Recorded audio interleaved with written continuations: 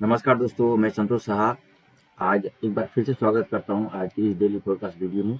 आज हम लोग जानेंगे दो गोल्ड में क्या मूव हो सकता है, TXY को समझेंगे और आज में क्या न्यूज़ है उस सब चीज़ के बारे में डिटेल समझते हैं और जानकारी लेने का प्रयास करते हैं कि गोल्ड में क्या कुछ हो सकता है। जैसे कि आप देख पा रहे हैं, फॉरेक्स फैक्ट्री में ऑलरेडी खोल के रखा हूँ और यहाँ पर आज फ्राइडे है और दो न्यूज़ है। यहाँ पर 8:15 है, तो ये दोनों हाई इम्पैक्ट न्यूज़ है और एक 8:30 है, ये एक मीडियम इम्पैक्ट न्यूज़ है। तो हाई इम्पैक्ट न्यूज़ है और फ्राइडे है, तो क्लोजिंग का दिन और ओपनिंग का दिन हमेशा ही थोड़ा सा एक डिफरेंट टाइप का मूड में रहता है गोल्ड, क्योंकि इस दिन में मार्केट मेकर लोग भी गोल्ड का जो है ऐसा ऐसा वोलाटाइल बना देता है कि बहुत बार आपका जो टेक्निकल है वो काम नहीं करने लगता है। तो फिर भी रात को जब ये न्यूज हो जाएगा तो उसके बाद 9 बजे के बाद तो हम लोगों को ट्रेड नहीं करना चाहिए, क्योंकि उसके बाद फिर मार्केट में मेकर लोग अपनी तरफ में या किसी एक साइड में ले जाने का प्रयास करता है मार्केट को। तो देखेंगे उस टाइम में क्या होता है, लेकिन पहले समझते हैं आज दिन भर में क्या हो सकता है, किधर में मार्केट का मूव हो सकता है। सबसे पहले हम चलते हैं डे 1 का चार्ट में। तो डे 1 का चार्ट के हिसाब से बिल्कुल आप देख रहे हैं कंटिन्यू 1 2 3 4 दिन कंटिन्यू जो है बुलिश में ये क्लोजिंग दे चुका है।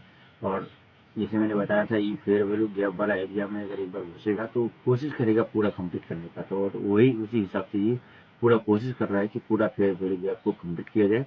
और ये पूरा फेयर वैल्यू गैप कंप्लीट होता है आपको 2704 में जाके 2704 में जाके कंप्लीट होता है। तो इसका अगला टारगेट जो है 93, छोटा छोटा टारगेट अगर हम बात करेंगे तो पहले तो 85 में है और उसके बाद 93 है, उसके बाद ये उसके बाद आपको 2704 है।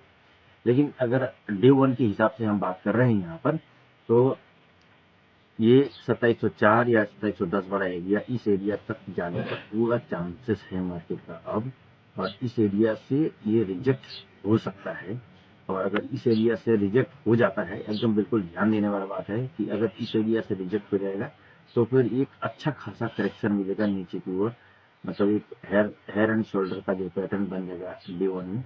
और जिसका जो है बहुत ही अच्छा जो है सेल बन सकता है अगर यहाँ से ये रिजेक्ट होता है तो। अगर मान के चलिए रिजेक्ट नहीं होता है और ये ऊपर ही क्लोजिंग देता है और आगे जाने का 1 2 कैंडल और भी ऊपर बन जाता है, तो फिर ये एग्रेसिव बाय होगा और ये फिर अगला टारगेट $3000 तक भी पहुंच सकता है। 2800 तक लगभग तो पहुंच ही गया था, लेकिन अब वो 3000 का टारगेट लेके जाएगा, क्योंकि जब भी इसको ज़्यादा हाई लगाना है तो फिर ज़्यादा नीचे आना पड़ेगा, फिर जाके भी ज़्यादा हाई लगा सकते हैं। ठीक है, तो अभी एक कदम पीछे खींचा है नीचे, यहाँ तक लेके आया, उसके बाद फिर नया आगे हाई ऑल टाइम हाई बनाने की ओर कदम रख सकते हैं। तो डे 1 के हिसाब से ये सिनेरियो बनता है और ये पूरी तरह से बुलिश मोमेंटम में है और यहाँ से हम बाई की ओर ही देखेंगे इसमें आज के दिन में भी। जहाँ जहाँ हमें डिप मिलेगा वहाँ वहाँ से हम बाई करेंगे। कहाँ कहाँ डिप मिल सकता है, कौन कौन सा एरिया से हम बाय दे सकते हैं, ये सब चीज़ हम आपको H1 सेंटर के हिसाब से बताएंगे। आगे हम लोग H1 में और H1 का चार्ट के हिसाब से अगर हम बात करेंगे तो इस वक्त जो है हमारा जो टर्निंग पॉइंट है हमारा 2669 में। ठीक है, 2669 यहाँ पर है। और मार्केट ऑलरेडी इसके ऊपर 2 कैंडल क्लोजिंग दे चुका है और तीसरा कैंडल भी, अगला जो इसका जो एक रेजिस्टेंस जोन था H1 के हिसाब से, उसको भी ब्रेक करके बाहर जा चुका है। और अगला आधा घंटा में अगर इसके ऊपर ही क्लोजिंग देता है तो आप समझिए कि 93 और ये 85 को, तो 85 में यहाँ से थोड़ा सा वो रिजेक्शन दे सकता है। उसके बाद अगला टारगेट इसका 93 है और 93 से निकलने के बाद इसका सबसे इम्पोर्टेंट जो एरिया है वो इस एरिया में आने का है आपको 2704 से लेके 2709 9 10 के बीच, 10 मानिए 10 के बीच। तो यहाँ तक मार्केट आने का पूरा चांसेस लग रहा है, जिस प्रकार का अभी माहौल और जिस प्रकार का अभी स्पीड देख रहे हैं तो ऐसे ही लग रहा है। लेकिन देखेंगे कहाँ से रिजेक्ट करता है। ये दोनों जगह है जहाँ से थोड़ा सा रिजेक्ट ले सकते हैं मार्केट। अगर ये दोनों जगह से रिजेक्ट ले लिया तो ये एक सपोर्ट एरिया बनेगा अभी और यहाँ से फिर से हम बाय ले सकते हैं। और शाम में न्यूज कंप्लीट होने के बाद देखेंगे कि किधर मार्केट मूव कर रहा है। अगर ये दोनों एरिया को क्लोज करके इसके ऊपर में कोई H1 या H4 का कैंडल क्लोजिंग दे देता है तो फिर हमें यहाँ से एग्रेसिव बाय की ओर भी सोचना है। और अगर यहाँ से रिजेक्ट हो जाता है और फिर आप समझ जाइए कि मार्केट फिर से सेल की ओर जाने लगेगा। ठीक है, अगर M15 के हिसाब से हम देखेंगे तो ऑलरेडी मार्केट अच्छा खासा निकल चुका है और यहाँ पर आपको 85 एक जोन है, हमें अभी बाय नहीं करके इस जोन से रिजेक्शन होने का इंतजार करना है। अगर दोबारा इस एरिया में आ जाता है, मान के 78 या फिर 74 या फिर 69, ऐसा जरूरी नहीं है कि मार्केट अभी निकल गया तो दोबारा मौका नहीं मिलेगा। कल के दिन में देखेंगे तो कल के दिन में बहुत अच्छा मौका दिया था, यहाँ पर 52 में था हमारा टर्निंग पॉइंट, तो 52 में आपको दोबारा मौका दिया है। एक बार निकल गया था जिस टाइम हमने वीडियो बनाया था, फिर बाद में मौका दिया और उसके बाद फिर से ये निकल कर आ गई है। तो आज भी हमको लगता है कि मौका दे सकता है, अगर नहीं देता तो कोई बात नहीं है, आज ये हम लोग चलते रहेंगे। हमारे पास जो जो सपोर्ट रेजिस्टेंस पॉइंट है उसके ऊपर क्लोजिंग देकर वहाँ से हम बाय लेंगे। ठीक है, तो इस हिसाब से आप प्लान कर सकते हैं। ये सारा जोन है जहाँ पर हम ट्रेड को हम हमारा जो प्रॉफिट है बुकिंग कर सकते हैं। यहाँ से अगर हम बाय ले लिए हैं, कोई ले चुका है अगर तो ये जगह है बाई बुकिंग का, बाई का प्रॉफिट बुक करने का। दूसरा है यहाँ पर आपको 2693 और उसके बाद तो आपको 27, फिर आपको H1 का कैंडल देखना पड़ेगा जो कि आपको 2709-10 के आसपास यहाँ पर है, इस एरिया तक। और अगर ताकि जब हम कम टाइम फ्रेम में जाते हैं तो हमारा जो टारगेट है वो छोटा छोटा ही रहता है, तो उसी हिसाब से आपको प्लान करना पड़ेगा। और अगर मान के चलिए यहाँ से रिजेक्ट होता है, वो भी देखना है। जैसे ही इस एरिया से हमारा स्टार्टिंग पॉइंट से नीचे आ जाएगा तो फिर हमारा नीचे का जो लेवल जो जो सपोर्ट था वो सब एक्टिव हो जाएगा और वो सारा जो काम करने लगेगा।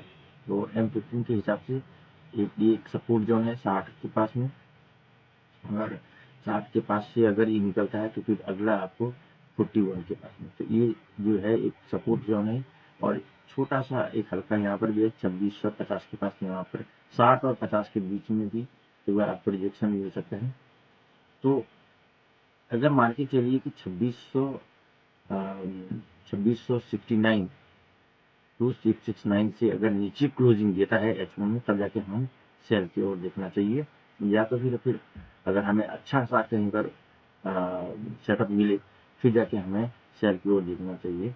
लेकिन फिलहाल के टाइम में आज के दिन में तो हमें बाय की ओर देखना ही ज़्यादा बेहतर लगता है। ठीक है, जब तक ये बाय दे रहा है बाय का प्रॉफिट लेते रहिए। ठीक है, अब हम चलते हैं DXY को। DXY का जो था जैसे मैंने कल बताया था कि एक मॉर्निंग स्टार जैसा जो है पैटर्न बना है, तो ठीक उसी हिसाब से अगला कैंडल भी यू वो अपसाइड में क्लोजिंग दिया है, तो ये कंफर्मेशन और भी पक्का हो गया कि बहुत ज़्यादा स्ट्रॉन्ग बुलिश होने वाला है DXY। ठीक है, तो आज के दिन में ये लग रहा है ये जो रेजिस्टेंस पॉइंट है इसको 2 बार हिट कर चुका है, आज तीसरा बार हिट कर रहा है। मे भी इसको आज ब्रेक कर दी और इसके ऊपर क्लोजिंग दी। अगर ये रिजेक्ट करता है तो फिर ये यहाँ तक आएगा 106.1 यहाँ तक भी आ सकते हैं।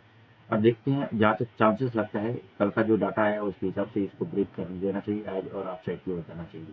और गोल्ड भी अपसाइड और DXY भी अपसाइड इसलिए जा रहा है क्योंकि हमारा जो फंडामेंटली अगर बात करा जाए आपको जियो पोलिटिकल का, तो जो स्थिति है वार का सिचुएशन है जिसकी वजह से जो है गोल्ड भी अपसाइड की ओर मूव कर रहा है। अब देखिए यहाँ पर H1 के हिसाब से देखेंगे तो यहाँ पर इसका जो एक रेजिस्टेंस लेवल था इसको अच्छा तरह से ब्रेकआउट किया है एक वॉल्यूम वाला कैंडल के साथ में, और एक रिट्रेस भी कर चुका है, और रिट्रेस के बाद में इतना सारा कैंडल भी अपसाइड की ओर बना चुका है। तो इसके हिसाब से H1 के हिसाब से तो यहाँ क्लियर इंडिकेशन है कि हम और सेल की ओर आने वाले नहीं है, हमें अब और आगे जाना है, लंबा उड़ान भरना है, डॉलर को और ज़्यादा स्ट्रॉन्ग बनाना है। अगर ये इसी तरह से आगे चलता रहा तो फिर गोल्ड थोड़ा सा अप साइड जाकर रिजेक्शन भी ले सकता है। ठीक है, तो थोड़ा सा ध्यान रखना पड़ेगा DXY का मूव के ऊपर में गोल्ड का भी बहुत बड़ा इफेक्ट पड़ता है। तो ये था आज का ओवरऑल एनालाइज, दिन भर में क्या क्या हो सकता है आप उसी हिसाब से प्लान कर सकते हैं, क्योंकि प्लान के साथ में जब आप ट्रेड लेंगे तो आपको ट्रेड में ज़्यादातर प्रॉफिट होने का चांसेस होता है। तो ये था दोस्तों आज का इन्फॉर्मेशन। मेरा उद्देश्य इस वीडियो को बनाने का है एजुकेशन पर्पस, ऐसा नहीं कि इस वीडियो को देख कर ही आप लोग ट्रेड भी, आपका ट्रेड का प्लानिंग आपका भी खुद का एनालाइज होना चाहिए। और मैं जस्ट एक एजुकेशन पर्पज से इंफॉर्मेशन देने का प्रयास कर रहा हूँ जिसका लोगों को लाभ मिल सके।